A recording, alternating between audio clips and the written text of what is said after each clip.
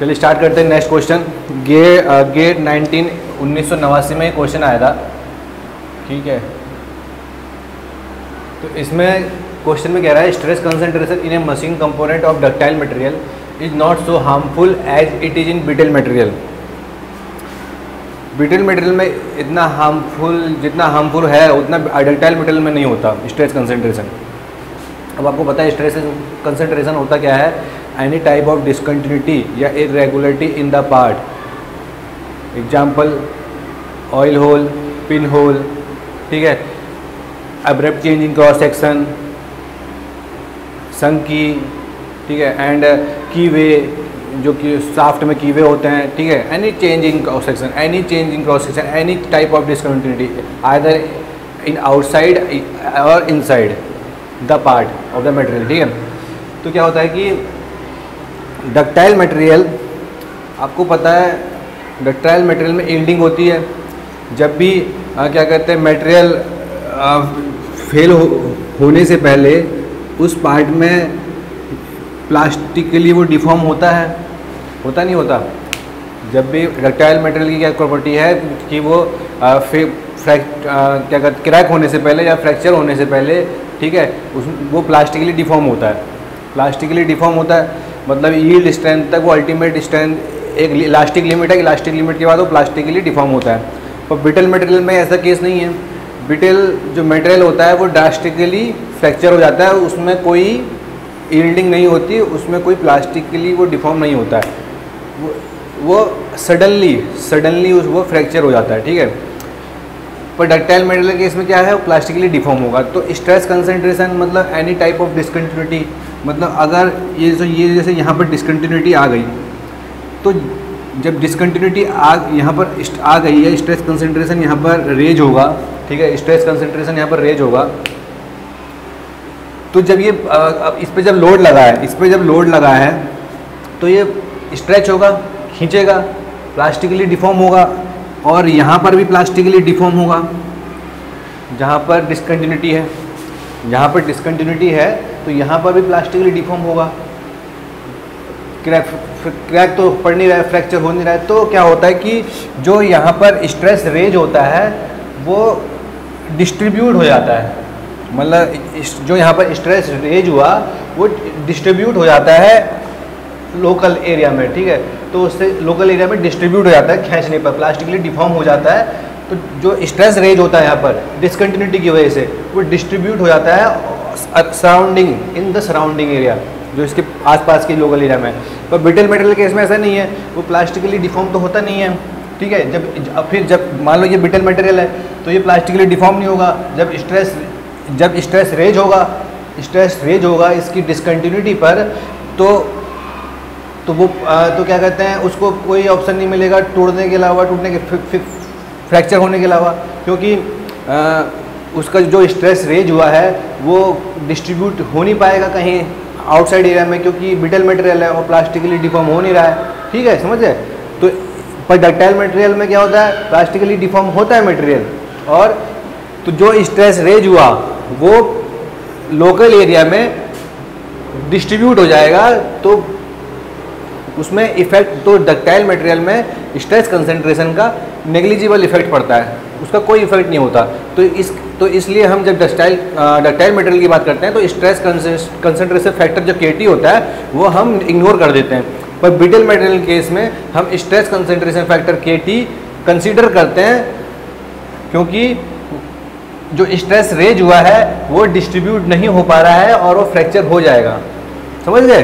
तो इसलिए इसका ऑप्शन क्या होगा, पहला ऑप्शन क्या है, इन डक्टाइल मटेरियल लोकल यील्डिंग में डिस्ट्रीब्यूट स्ट्रेस कंसंट्रेशन, ठीक है, स्ट्रेस कंसंट्रेशन डिस्ट्रीब्यूट हो गया लोकल यील्डिंग, तो इसका पहला ऑप्शन सही हो जाएगा। दूसरा ऑप्शन क्या है, डक्टाइल मटेरियल है लार्जर यंग मटेरियल, इसका कोई इफेक्ट इस पर नहीं पड़ेगा। पॉइजन रेशियो का भी इसमें कोई नहीं है, मॉड्यूलस ऑफ रिजिडिटी, जो पहला ऑप्शन है वो सही है, ठीक है। चलिए नेक्स्ट क्वेश्चन स्टार्ट करते हैं। गेट 1990 में एक क्वेश्चन आया हुआ था और कह रहा है कि the process of short pinning increases the fatigue life of steel springs mainly because it results in short pinning एक प्रोसेस होता है जिसमें आयरन की बॉल या स्टील की बॉल्स होती हैं, ठीक है, और वो जो बॉल्स होती हैं वो किसी भी सरफेस पे हम बॉम्बार्ड कराते हैं, मतलब उस पर अटैक करवाते हैं सरफेस पर का बॉलों का। बहुत सारी बॉल्स होती हैं, एक नोजल होता है, रोटेटिंग नोजल होता है, नोजल होता है उस नोजल से कई सारी छोटी छोटी बॉलें जो होती हैं वो निकलती हैं और सरफेस पे अटैक करती हैं हाई वेलोसिटी से, और छोटी बॉल हाई वेलोसिटी से अटैक करती हैं, तो उस सरफेस की प्रॉपर्टी चेंज हो जाती है, उसका प्रॉपर्टी चेंज हो जाती है, ठीक है। और वो जो प्रॉपर्टी चेंज होती है वो चेंज होती है, उसमें रेसिड्यूल स्ट्रेस आता है, कंप्रेसिव रेसिड्यूल स्ट्रेस आता है, ठीक है। अब भाई वो अब आप कहोगे कि बॉल्स अगर सरफेस पे लग रही हैं तो बॉल सरफेस पे लग रही है तो यार वो तो सरफेस क्रैक हो जाना चाहिए। अब आप सोच रहे कि कोई भी अगर हाई वेलोसिटी से किसी भी सरफेस में मैं स्टील और लोहे की बॉल दे मारूं, ठीक है, तो अगर मैं दीवार पे किसी भी स्टील और लोहे की बॉल दे मारूं उस हाई वेलोसिटी से तो वो सरफेस तो क्रैक हो जाएगा। पर वो एक क्या कहते हैं कुछ इस तरीके से बॉम्बार्ड कराते हैं, इस तरीके से अटैक करवाते हैं कि सरफेस डैमेज नहीं होता, पर सरफेस में कंप्रेसिव रेसिड्यूल स्ट्रेस डेवलप हो जाता है, इंड्यूस हो जाता है। अब ये कंप्रेसिव रेसिड्यूल स्ट्रेस क्या होता है? सबसे पहले रेसिड्यूल स्ट्रेस क्या होता है? स्ट्रेस आप जानते हो तनाव, ठीक है। अगर तो तनाव उत्पन्न अगर जहाँ भी कहीं तनाव उत्पन्न होगा मतलब स्ट्रेस उत्पन्न होगा तो वहाँ पर एक स्ट्रेस वहाँ तनाव आए। कोई भी अगर दो सरफेस है, मान लो दो सरफेस हैं, वो दूसरी सरफेस से लगी हुई है और उसके ऊपर कोई तनाव दे रही है, मतलब वो अपना उसकी अलग प्रॉपर्टी है, उसकी अलग है, और दोनों एक दूसरे को रजिस्ट कर रहे हैं कि मैं इधर करूँगा मैं उधर करूँगा, तनाव, तो उन दोनों के सरफेस के बीच तनाव उत्पन्न होता है, ठीक है। तो क्या होगा कि जैसे जो रेसिड्यूल स्ट्रेस होता है ये एक वही उसी तरह काम करता है। जब बाहर की परत है और जो अंदर की परत है दोनों के बीच में डिफरेंस आता है तो वहाँ पर एक तरह का रेसिड्यूल स्ट्रेस उत्पन्न हो जाता है, मतलब एक तरह का तनाव उत्पन्न हो जाता है और वो उसको नाम देते हैं रेसिड्यूल स्ट्रेस का, ठीक है। तो ऐसा हम क्यों करते हैं? ऐसा इसलिए करते हैं, आपको पता है फटीग लाइफ होती है वो टोटली डिपेंड सरफेस पे डिपेंड करती है, ठीक है। अगर सरफेस पे कहीं भी क्रैक आ गया तो समझ लो उस पार्ट की जो फटीग लाइफ है वो कम हो जाएगी, ठीक है। तो कम हो जाएगी सरफेस पे अगर क्रैक आ गया कहीं तो अब तो क्या होता है कि एक्चुअल में अगर आप देखोगे एक्चुअल में क्या होता है, कोई भी पार्ट है ना उसकी सरफेस पे हमेशा कोई ना कोई रेसिड्यूल स्ट्रेस रहता है किसी की वजह से। जब भी आप कोई भी पार्ट होगा तो उस पर सरफेस अंदर कुछ प्रॉपर्टी अलग होगी, बाहर से अलग होगी, क्योंकि हम बाहर से कुछ ना कुछ उस पर प्रोसेस कर रहे होते हैं, कोई मैकेनिकल वर्क कर रहे होते हैं, ठीक है। जैसे हमने कोई हथौड़ा मार दिया तो बाहर की प्रॉपर्टी चेंज हो गया, अंदर की चेंज नहीं हुई तो उस पर एक रेसिड्यूल स्ट्रेस हो गया। या हमने हीट ट्रीटमेंट करा तो उसकी बाहर की सतह चेंज हो गई पर अंदर की सतह नहीं चेंज हुई। या हमने उस पर कोई केमिकल ट्रीटमेंट करा, बाहर की सतह चेंज हो गई, अंदर की चेंज नहीं हुई, ठीक है। तो उसकी वजह से हमेशा सरफेस पे कुछ ना कुछ रेसिड्यूल स्ट्रेस रहता ही है। अब रेसिड्यूल स्ट्रेस भाई वो स्ट्रेस है वो कंप्रेसिव भी हो सकता है, टेंसाइल भी हो सकता है, ठीक है। कंप्रेसिव भी हो सकता है और टेंसाइल भी हो सकता है, क्योंकि स्ट्रेस है प्लस भी हो सकता है माइनस भी हो सकता है। तो अगर मान लो जो स्ट्रेस हुआ वो प्लस में हुआ, आप देखते होगे स्ट्रेस अगर सरफेस पे प्लस में हुआ और जब हम उस पार्ट को एक्चुअल में जहाँ उसका यूज है वहाँ भी अगर जैसे पहले से उस पर प्लस स्ट्रेस है, पहले से बिना कुछ उस पर लोड लगाए कुछ बिना किए पार्ट पे पहले से रेसिड्यूल स्ट्रेस है, और जो वो रेसिड्यूल स्ट्रेस है वो टेंसाइल रेसिड्यूल स्ट्रेस है। क्योंकि आप स्ट्रेस समझ रहे हो तो स्ट्रेस प्लस भी हो सकता है माइनस भी हो सकता है। तो पहले से सरफेस पे मान लो उसमें टेंसाइल रेसिड्यूल स्ट्रेस पहले से उत्पन्न है।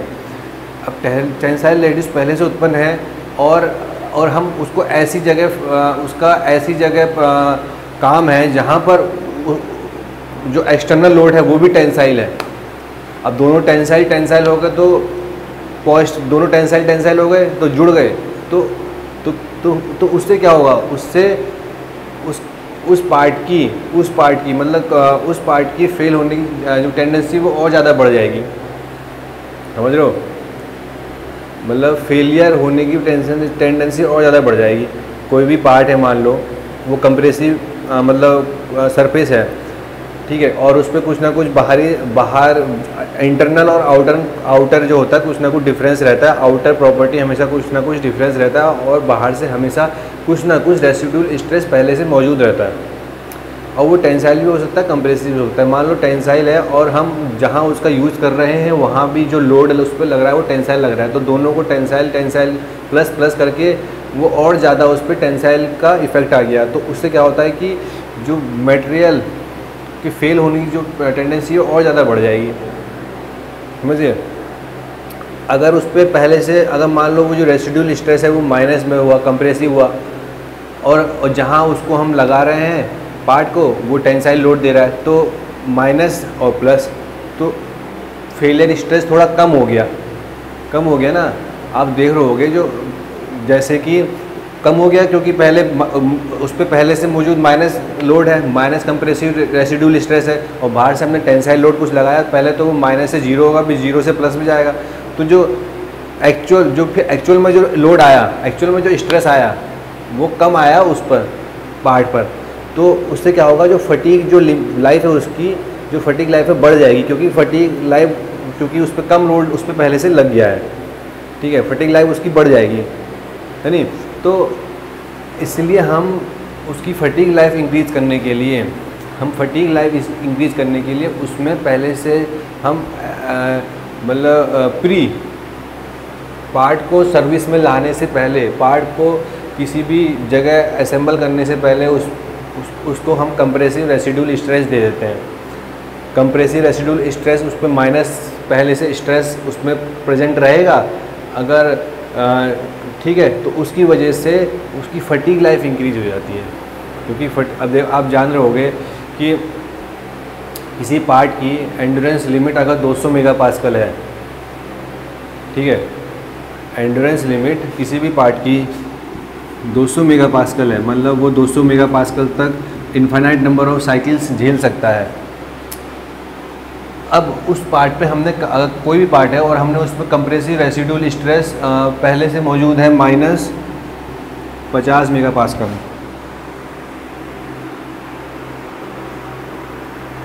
ठीक है, उस पर पहले से कोई -50 मेगापास्कल रेसिडुअल स्ट्रेस पहले से है, ठीक है, -50 megapascal residual stress, compressive residual stress, ठीक है, कंप्रेसिव है तो माइनस में पहले से कुछ ना कुछ रहेगा, ठीक है, -50 मेगापास्कल है, ये है एंड्योरेंस लिमिट। और हमने एक्सटर्नल जो टेंसाइल स्ट्रेस था, एक्सटर्नल हम कोई भी जैसे एक्सटर्नल लोड लगाते हैं तो उसमें एक्सटर्नल कोई ना कोई टेंसाइल लोड जरूर होगा। तो मान लो वो है 170 मेगापास्कल, ठीक है। तो जब ये इस पर लोड लगेगा तो ये प्लस और ये माइनस, तो ये जो टोटल आएगा, जो इक्विवेलेंट आएगा मतलब जो माइनस और प्लस करके कितना हो गया, 120 मेगापास्कल हो गया। इक्विवेलेंट लोड 120 मेगापास्कल लगा, नहीं लगा। और हमारा जो फटीग लोड है, जो मतलब एंड्योरेंस लिमिट है जहाँ वो 200 मेगापास्कल है, तो इसका मतलब 120 मेगापास्कल और 200 ये इतना लोड झेल सकता है, क्योंकि इसके नीचे इनफाइनाइट नंबर ऑफ साइकिल्स ये ले सकता है 120 मेगापास्कल तक। अगर मान लो अगर ये कंप्रेसिव रेसिडुअल स्ट्रेस ना हो के टेंसाइल रेसिडुअल स्ट्रेस होता, ठीक है, टेंसाइल रेसिडुअल स्ट्रेस होता, तो अगर मान लो ये प्लस में होता 50 मेगापास्कल, तो ये प्लस और ये प्लस टेंसाइल, तो कितना हो गया, 220 मेगापास्कल हो गया। अब ये 220 मेगापास्कल इस पे लग रहा है, पर इसकी एंड्योरेंस लिमिट 200 में इसकी जो फेलियर जो लिमिट है वो क्या कहते हैं, एंड्योरेंस लिमिट 200 मेगापास्कल ही है, और लग गया 220, तो मटेरियल फेल हो जाएगा नहीं हो जाएगा। तो हम क्या होता है कि पहले से उसको कंप्रेसिव रेसिडुअल स्ट्रेस दे के चलते हैं, ठीक है, ताकि हमारी जो फटीग लाइफ है वो इंक्रीज हो जाए। तो इसलिए हम कंप्रेसिव रेसिडुअल स्ट्रेस हम देते हैं, शॉर्ट पिनिंग करते हैं उसमें, या शॉर्ट पिनिंग करते हैं। काफ़ी तरीके होते हैं कंप्रेसिव रेसिडुअल स्ट्रेस कराने के। शॉर्ट पिनिंग होता है यानी, या उस पर हम हीट ट्रीटमेंट करते हैं। तो हीट ट्रीटमेंट ऐसा करते हैं कि वो कंप्रेसिव रेसिडुअल स्ट्रेस दे, ठीक है। मेन मकसद कंप्रेसिव रेसिडुअल स्ट्रेस देना होता है, टेंसाइल रेसिडुअल स्ट्रेस देना नहीं होता। अब कहीं आप लोग तो सोचते हो कि कहीं किसी पार्ट में कंप्रेसिव लोड लगा, ठीक है, कंप्रेसिव लोड लगा और कंप्रेसिव रेसिडुअल स्ट्रेस दिया, ठीक है, तो वहाँ पर हम डिज़ाइन में ऐसा चेक करते हैं कि वहाँ पर हम उसको कैसा कंप्रेसिव रेसिडुअल स्ट्रेस देना है, टेंसाइल रेसिडुअल स्ट्रेस और कितना देना है, क्या देखना है, वो सब डिज़ाइन के पर्पज़ से हम चेक करते हैं कि जिस तरह का हम जहाँ पर पार्ट यूज़ कर रहे हैं वहाँ पर किस तरीके की कंडीशन है, समझ गए। तो इसमें जो आंसर होगा वो residual compression at the surface, short pinning. Surface hardening भी होती है, सरफेस हार्ड करेंगे मतलब वैसे तो होता है, देखो अगर हम सरफेस पे अगर हीट ट्रीटमेंट कोई भी हीट ट्रीटमेंट करते हैं तो सरफेस हार्ड होता है, पर हम वहाँ पर कंप्रेसिव रेसिडुअल बढ़ाते हैं उसका तरीके से, ठीक है, काफ़ी सारे प्रोसेस होते हैं, ठीक है।